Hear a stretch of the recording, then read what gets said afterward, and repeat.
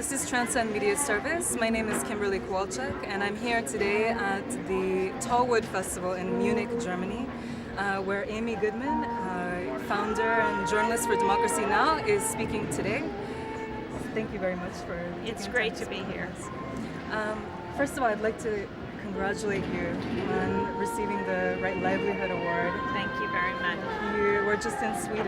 Yes. Right? And you were meeting with the other recipients. Could you tell us a little bit about your Oh, it was absolutely amazing to meet Krishnammal Jagannathan, who is a longtime peace activist in the Gandhian way in India with her husband.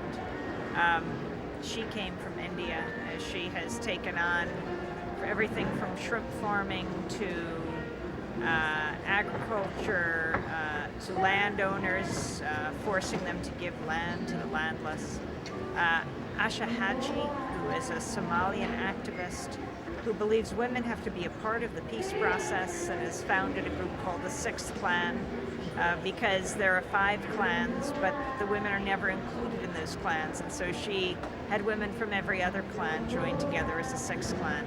And then there's Dr. Monika Hauser, the gynecologist here in Germany, who has taken on dealing with sexual violence against women and girls around the world, a remarkable freedom fighter, real women of hope. And to meet them was in itself such a tremendous honor. Wonderful. And today here at the Tallwood Festival, could you tell us what you will be speaking about? I'm here to talk about the importance of independent media in a time of war. There's nothing more important. The media can be a powerful force for peace, or the opposite. And it depends how it's deployed, who controls it. In the United States, there are a handful of media moguls who run the airwaves, but they only lease the airwaves. The airwaves, in fact, are public property. They are a national treasure. They are the common ground, the public commons, the most important institutions on Earth, more powerful than any bomb, more powerful than any missile. And the Pentagon's deploy the media, and we have to take it back, to provide a forum for people to speak for themselves, to take on the critical issues of the day, like war and peace and life and death. And you are talking today about forget the depression, let's focus on the optimism for the future. Do you feel optimistic about the media landscape in the United States? I feel optimistic when I see young and old media makers who are taking media into their own hands, going to where the silence is, bringing out the voices of the forgotten, the forsaken, the marginalized, the beaten down.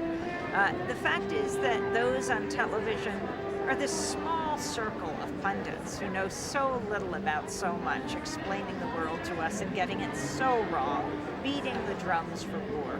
We need to break the sound barrier, to invite in people who in fact represent the majority of people, that small group, tiny minority elite in our country. The voices of people at the target end of policy, they're the ones that need to be heard, that need to weigh in for the solutions.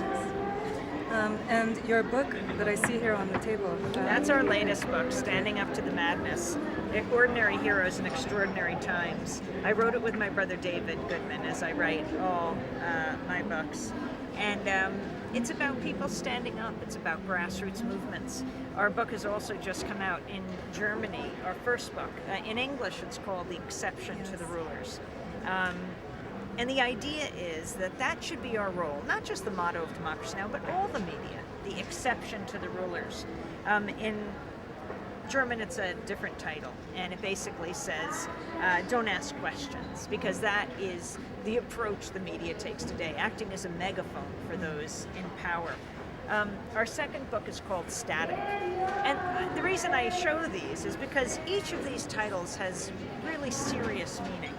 We call it static because in this high-tech digital age, with high-definition television and digital radio, all the media gives us is static. That veil of distortion and lies and misrepresentations and half-truths that obscure reality. When what we need is the media to give us the dictionary definition of static. Criticism, opposition, unwanted interference. We need a media that covers power, not covers for power. A media that is the fourth estate, not for the state. And a media that covers the movements that create static and make history. Amy, on behalf of Transcend Media Service, I really deeply want to show you my gratitude for the work that you do and how you inspire people around the world. And best of luck to you. Thanks very much. Thank you. You can watch Democracy Now! At www.democracynow.org. Thank you. And we video stream it, audio stream it. The transcript is there every day of our broadcast. And you can bring it to Germany or places all over the world. We transmit it through the internet, and it's amazing. We were just picked up. We're a daily TV show now in Stockholm, weekly in Japan, in Greece, and in radio form, we're all over the world. And you can ask your media outlet to run Democracy Now! Too, as we build grassroots, global, unembedded, independent, international, investigative news all over the world. Great. Thank you. My name is Kimberlye Kowalczyk. This is Transcend Media Service. Thank you for watching.